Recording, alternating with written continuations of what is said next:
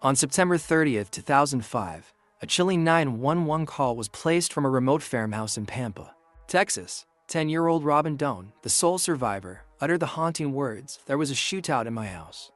And I don't know who's dead. And I'm scared half to death." What unfolded was a horrific tragedy that would shake the small community and captivate the nation. In the middle of the night, a gunman had broken into the Doan family's isolated farmhouse, killing Robin's family as they lay sleeping. Her mother Mitchell, 6 months pregnant, her stepfather Brian Conrad, and her older brother Zach were all murdered in cold blood. The killer also shot at Robin, but miraculously missed, leaving behind a terrified eyewitness. The investigation would uncover chilling connections to another family's murder in Missouri, and a suspect whose disturbing past hinted at the making of a serial killer. This is the story of the Texas family farm killings and the resilient young girl who lived to tell the tale. But first, subscribe to our channel for more content. And don't forget to share it with your friends and family. Robin Doan lived with her mother Mitchell, who was 6 months pregnant, her stepfather Brian Conrad, a farmer, and her older brother Zach on their remote farmhouse in Pampa, Texas. They were described as an all-American family, well-liked in their community, leaving investigators to wonder what motive could possibly exist for their brutal murders. On the night of September 30th, 2005, a gunman broke into the home by kicking in the door on the east side of the residence. He immediately opened fire on the sleeping family. Brian Conrad was shot 3 times, Mitchell 6 times, and Zach 3 times. The family dog was also shot twice. Robin Doan, lying in her bed, was shot at by the killer, but miraculously survived when the bullet missed her and struck a plastic drawer by her bedside. Pretending to be dead, the 10-year-old girl lay motionless for 2.5 hours before getting out of bed and dialing 911. When law enforcement arrived, they found bullet casings throughout the house. The killer had used an AK-47 rifle in the attack. Several shoe prints were found on the property, but no fingerprints or DNA evidence was recovered. Tire tracks from an unknown vehicle were also discovered. Just a day before the Conrad family was killed, another family had been murdered 500 miles away in Pineville, Missouri. The bodies of 70-year-old Orly McCool and his 47-year-old daughter-in-law Dawn were found in their home, still clutching grocery bags from a recent shopping trip. Orly had been shot once, while Dawn was shot several times. Nothing in the house appeared to be stolen, indicating this was an execution-style killing. Police investigating the McCool crime scene found shell casings that matched a gun reported stolen by a local man, Scott King. King had informed authorities that his son Levi had broken into his home, stolen several guns from his safe, and absconded from a halfway house where he was serving time for arson and burglary. Levi King, who had a history of violence and antisocial behavior from a young age, had fled to his father's home in Pineville just a week before the McCool murders. After killing Orly and Dawn with a Smith & Wesson 9mm handgun, he stole their red Dodge Dakota pickup truck and drove towards Mexico. About 11 hours after the McCool bodies were discovered, Levi King was stopped by Border Patrol in El Paso, Texas, driving the stolen Dodge pickup. He admitted to having guns in the truck, which drew the officers' attention. Just 15 minutes into his interrogation, King confessed to killing Orly and Dawn McCool. While the Missouri authorities had locked up the McCool case with King's confession, the Conrad family murders in Texas remained unsolved for weeks. Little Robin Doan lived in fear that her family's killer might return for her. The Texas investigators felt they were unlikely to crack the case. Then, 2 weeks after being brought back to Missouri and imprisoned, Levi King made a shocking revelation to a deputy he had befriended in jail. "You know, there's for more in Texas," he said. The deputy called investigators near the large cross King had described, and they learned about the Conrad family massacre. Levi King had randomly chosen the Doan, Conrad farmhouse to kill again, angry at his father, and on a spree-killing rampage. After murdering the McCools, he drove for 14 hours across Oklahoma and into Texas, breaking into the Conrad home in the middle of the night to slaughter the family as they slept. Born in 1982 in the quiet town of Pineville, Missouri, Levi King and his 7 siblings were raised by their violent and unpredictable father Scott King in a dodgy house just outside of town. There was no sewage, electricity, or running water, but plenty of ammunition.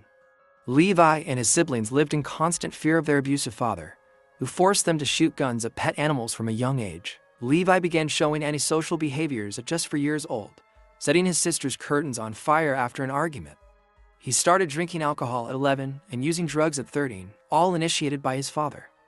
The police were scared to go near the King house on the hill, where automatic weapons fire could frequently be heard. Levi King's troubled upbringing and early exposure to violence likely contributed to his psychopathic tendencies. As one investigator noted, the fundamental problem and deficit with a psychopath is a lack of attachment to other people. On April 18, 2008, Levi King pleaded guilty in Missouri to the McCool murders, agreeing to 2 consecutive life sentences without the possibility of parole to avoid the death penalty. For years after the Conrad family killings, Levi King's sentencing trial began in Texas. Prosecutors refused to take the death penalty off the table, with former District Attorney Lynn Switzer declaring, if there was ever a case where a man deserved to die, it was Levi King. King's defense attorney, Joe Mar Wilson, argued that King's horrific upbringing and lack of parental guidance were mitigating factors. He noted that while the King home lacked basic necessities, regardless of whether they had food or not, that they had money for ammunition. On October 6, 2009, a Texas jury sentenced Levi King to death for the murders of Mitchell Conrad, Brian Conrad, and Zach Conrad. He was also given to life sentences for the murders of Robin's unborn sibling and the family dog. Robin Doan, the sole survivor of the Conrad family massacre, faced an unimaginably difficult road to recovery. At just 10 years old, she had lost her entire family and witnessed their brutal murders. In the years following the killings, Robin was placed in foster care and struggled with the trauma of that fateful night. She eventually moved in with her biological father, where she found some stability and support. Despite the immense challenges, Robin showed incredible resilience. She graduated high school and went on to attend college, determined to make something of her life in honor of her lost loved ones. In interviews, Robin spoke of her desire to help others who have experienced similar tragedies. The Conrad family murders shook the small town of Pampa, Texas to its core. The quiet farming community grappled with the senseless violence that had invaded their midst. Locals rallied around Robin Doan, holding fundraisers and offering emotional support as she navigated the aftermath. The case also highlighted the need for better mental health resources and support systems for children who have experienced severe trauma. Robin's story serves as a testament to the human spirit's ability to endure even the most unimaginable horrors. Levi King currently sits on death row in Texas, awaiting execution for the Conrad family murders. His appeals have been exhausted, and barring any last-minute legal interventions, he will be put to death for his crimes. King's case serves as a chilling example of the devastating consequences of untreated mental illness, abuse, and lack of parental guidance. His path from a troubled childhood to a cold-blooded killer underscores the importance of early intervention and support for at-risk youth. The Texas family farm killings will forever be etched in the national consciousness as a tragedy of unfathomable proportions. But at the heart of the story lies the remarkable resilience of Robin Doan, a young girl who refused to let the darkness consume her. Her journey, though marked by immense pain, serves as a testament to the indomitable human spirit and the power of hope in the face of unimaginable adversity. The Texas family farm killings bear striking similarities to the White House farm murders that took place in England in 1985. In both cases, a family living on an isolated farm was brutally murdered, with only one family member surviving, a young girl in Texas and a young man in England. Jeremy Bamber, the adopted son of the White House farm victims, was convicted of killing his adoptive parents, sister, and her twin sons. Like Levi King, Bamber had a troubled upbringing and a history of violence. He claimed his sister, who had schizophrenia, was responsible for the murders before turning the gun on herself, but evidence suggested otherwise. Both cases highlight the devastating impact of untreated mental illness and the importance of early intervention for troubled youth. They also demonstrate the resilience of the human spirit in the face of unimaginable tragedy. The Texas family farm killings also share similarities with the unsolved murders that occurred in the Texas killing fields near Galveston. Since the 1970s, dozens of women have disappeared or been found murdered in this remote area, leading to fears of a serial killer at work. While the Conrad family killings were the work of a single perpetrator, Levi King, the Texas killing fields case remains unsolved, with multiple victims and suspects. The isolation of the crime scenes and the lack of evidence in both cases have made them challenging for investigators to crack. The Texas killing fields case highlights the ongoing threat of violence against women and the need for better resources and support for victims of crime. It also underscores the importance of community involvement in solving these types of cases. The Texas family farm killings serve as a stark reminder of the importance of addressing mental health issues, childhood trauma, and violence in our society.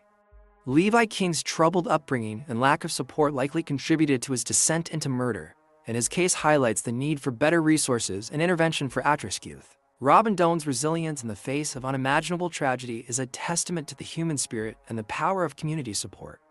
Her story serves as an inspiration to others who have experienced similar tragedies and a reminder that healing is possible, even in the darkest of times. Moving forward, it is crucial that we continue to raise awareness about the impact of childhood trauma and mental illness, and work to destigmatize seeking help.